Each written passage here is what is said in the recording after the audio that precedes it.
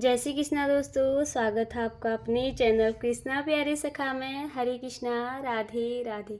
तो सबसे पहले आप सबको आने वाली शारदीय नवरात्रों की ढेर सारी शुभकामनाएं। माता रानी आप सब भक्तों पे अपनी असीम अनुकंपा हमेशा बनाए रखे, आप सबकी मनोकामना पूर्ण करे।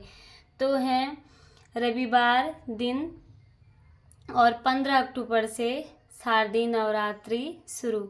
तो इन शारदीय नवरात्रों में 9 दिन के रख रहे हैं उपवास, तो ये पूजा सामग्री आपके लिए बहुत ज़रूरी है।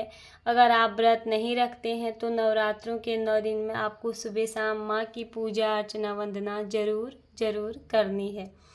तो आप इन 9 दिनों में आपने व्रत का उपवास रखा है तो ये पूजा सामग्री आपके पास होनी चाहिए। तो आज मैं ये सब आपके साथ वीडियो में यही शेयर करने वाली हूँ, तो बने रहे वीडियो के एंड तक।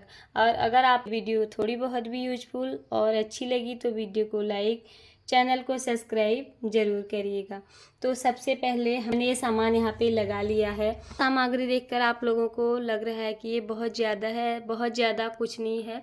इतना माता की पूजा में सामान उपलब्ध होना ज़रूरी होता है। अगर आप नवरात्रि के 9 दिन के व्रत रख रहे हैं तो ये पूजा सामग्री आपके पूजन सामग्री में ज़रूरी होना चाहिए। सबसे पहले हमको एक माता की चौकी लगा लेनी है और उसमें एक लाल रंग का हमें वस्त्र बिछा देना है। वस्त्र हमारा साफ होना चाहिए, ले सकते हैं। तो ये माँ के आसन में लगाने के लिए हमें लाल रंग का वस्त्र चाहिए। उसके बाद हमें यहाँ पे माता जी की कोई भी एक प्रतिमा चाहिए। तो हमारे पास ऐसी माँ की मूर्ति विग्रह है तो हम इसी में माँ का पूजन करेंगे। और आपके पास कागज़ वाली माँ की प्रतिमा है, फ़ोटो है, तो आप वो भी ले सकते हैं।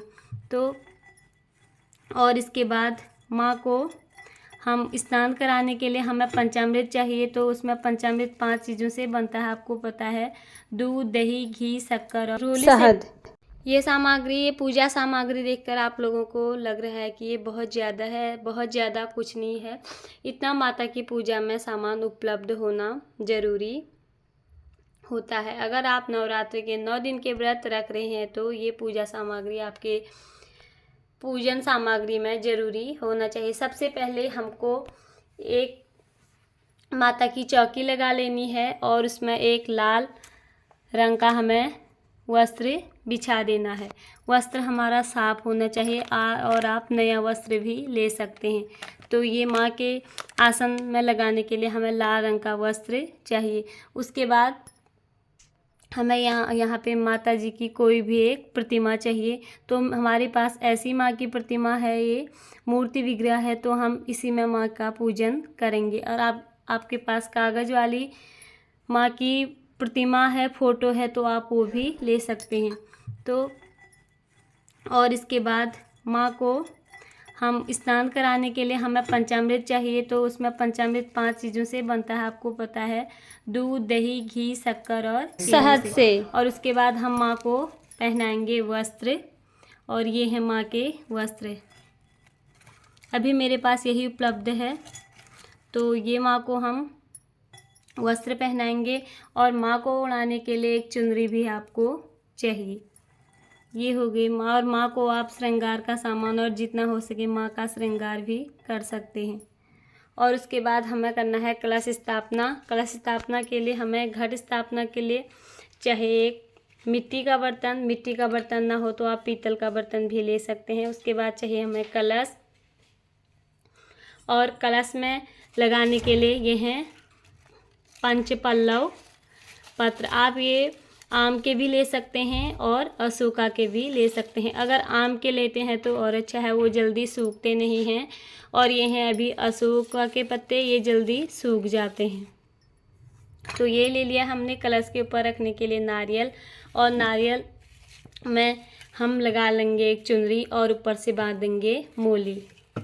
और ये है कलश, और इसके ऊपर भरेंगे हम चावल, और इसके ऊपर रख देंगे कलश। और कलश में डालने के लिए हम यहाँ पे लेंगे, लिया है हमने एक हल्दी की गांठ और एक सिक्का और लौंग और इलायची और पुष्प ले लेंगे एक, और थोड़े से ले लेंगे अक्षत। तो ये हम डालेंगे कलश में। और हम ज्वारे ये ले रखे हमने ज्वारे बोने के लिए। और ये हैं काले तिल। काले तिल से माता का हवन भी किया जाता है। और ये है रोली, चंदन और अक्षत यानी कि साबुत चावल। और यहाँ पे अष्टदल कमल बनाएंगे हम कलश स्थापना के लिए। उसके लिए भी हमने चावलों को ये रंगीन कलर कर रखा है ये। और ये हमने पीले चावल हल्दी से कर रखे हैं। ये हम हमारे अष्टदल कमल के लिए चावल। और सबसे पहले हम कलश में डालेंगे गंगा जल, और उसके बाद हम इसको जल से भरेंगे। उसके बाद एक हमें चाहिए गणेश जी की प्रतिमा। अगर आपके पास गणेश जी की प्रतिमा ना हो तो आप सुपारी को भी यहाँ पे गणेश जी का स्वरूप दे के उनकी भी पूजा कर सकते हैं। तो हम यहाँ पर गणेश जी को अर्पण करेंगे एक जनेऊ। और यहाँ पे लगाएंगे हम अखंड ज्योत। अखंड ज्योत के लिए हमें ले लेना है एक बड़ा सा दीपक। ये दीपक आप मिट्टी का भी ले सकते हैं और पीतल का भी, आपके पास जो भी उपलब्ध हो आप एक ऐसा दीपक ले सकते हैं। और अगर आप अखंड ज्योत नहीं लगा रहे हैं तो आप छोटे ही दीपक में दीप प्रज्वलित करें। और यहाँ पे माँ को लगाएंगे इत्र। इत्र सेवा माँ को ज़रूरी होती है नवरात्रों में। और ये है हमारा इत्र। तो यहाँ पे मैं अखंड ज्योत अभी नहीं है मेरे पास, मुझे लानी है। तो अखंड ज्योत आप कई लोग इस मोली से भी बना लेते हैं, पर मार्केट में अखंड ज्योत बनी बनाई मिल जाती हैं। तो उसी से हम अखंड ज्योत लगाएंगे। और ये है कपूर। नवरात्रों में रोज़ माता की आरती की जाती है सुबह शाम, और आप कपूर थोड़ा सी ज़्यादा मात्रा में ले लें। और यहाँ पे ले लिए हैं हमने पान के पत्ते, जिनमें माता रानी को हर रोज़ पान के पत्ते में लौंग और इलायची का भोग लगाया जाता है। तो ये ले रखे हैं हमने पान के पत्ते यहाँ पे, और इनको हम ऐसे स्टोर करके रख देंगे। और ये हैं लौंग। ये लौंग अभी कम पड़ेंगे हमें, और लौंग लाने पड़ेंगे। सामने लौंग में कपूर जला के माँ की आरती भी उतारी जाती है, और वैसे भी माता को इनका भोग भी लगाया जाता है। और ये है इलायची। ये है माँ का प्रिय भोग, लौंग और इलायची। और यहाँ पे हमने ज्योत बत्ती बना के रख दी है इस डिब्बे में। यह है हमारी धूप बत्ती, कलरफुल हैं। और ये हम इसमें ये है मिश्री, ये इससे हम लगाएंगे माँ को भोग। मिश्री का भोग माँ को लगाया जाता है। और नवरात्रों में खासकर बतासे का भोग भी माँ को लगाया जाता है। बतासे भी माँ को बहुत अधिक प्रिय हैं। ये हैं हमने बतासे, अभी हमने फ़िलहाल 2 पैकेट ले रखे हैं। ये है शहद। शहद से माँ का अभिषेक भी होता है, और ये माँ को भोग भी इस चीज़ का लगाया जाता है, शहद का। और ये ले रखा है हमने घी। तो आप चाहे तो तिली का तेल का भी ज्योत प्रज्वलित कर सकते हैं, और घी की भी ज्योत आप लगा सकते हैं। तो हम नवरात्रों में अखंड ज्योत लगाते हैं, और तो इसी से हम माँ की ज्योत प्रज्वलित करेंगे, अखंड ज्योत। कलश में डालने के लिए हमें दुर्वा भी चाहिए, और माँ को चढ़ाने के लिए रोज़ हमें अलग अलग तरह के पुष्प चाहिए।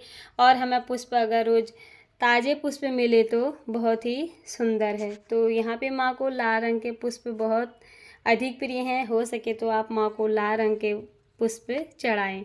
को चढ़ाने के लिए पुष्प रखे हैं ये हमने।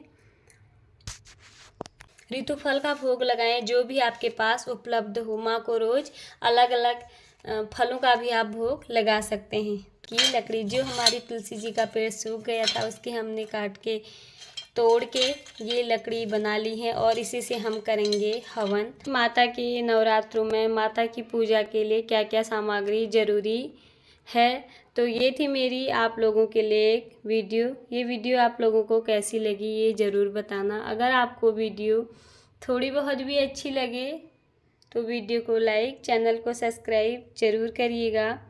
हरे कृष्णा, राधे राधे, जय माता दी। आने वाली नवरात्रि आप सब भक्तों के लिए शुभ हो और मंगलमय हो।